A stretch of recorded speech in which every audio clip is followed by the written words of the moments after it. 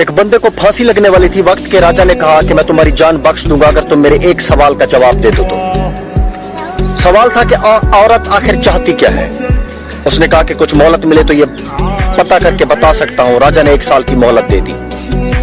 वो बहुत घूमा, बहुत लोगों से मिला, मगर कहीं से भी कोई तसल्ली बख्श जवाब नहीं मिला। आखिर में उसे किसी ने कहा कि दूर जंगल में एक चुड़ैल रहती है, वो जरूर बता सकती है कि तुम्हारे सवाल का जवाब। वो उस चुड़ैल के पास पहुंचा और अपना सवाल उसे बताया। चुड़ैल ने कहा, मैं एक शर्त पर बताऊंगी, अगर तुम मुझसे शादी करोगे तब। उसने सोचा कि सही जवाब का पता ना चला तो जान राजा के हाथों भी तो जानी है, इसलिए शादी के लिए रजामंदी ही बेहतर है।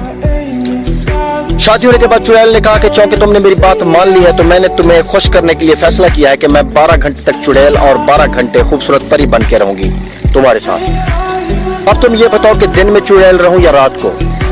अब उस बेचारे ने सोचा कि अगर ये दिन में चुड़ैल हुई तो दिन नहीं गुजरेगा, और अगर रात में हुई तो रात डर कर गुजरेगी। आखिर में उसने कहा कि जब तुम्हारा दिल करे तो परी बन जाना, और जब तुम्हारा दिल करे तो चुड़ैल बन जाना। ये बात सुनकर चुड़ैल बहुत खुश हुई और उसने खुश होकर कहा कि चूंकि तुमने मुझे अपनी मर्जी की छूट दे दी है तो मैं हमेशा परी बन के ही रहा करूंगी। फिर चुड़ैल ने कहा कि राजा की तरफ से तुमसे किए गए सवाल का जवाब भी यही है, औरत हमेशा अपनी मर्जी ही करना चाहती है।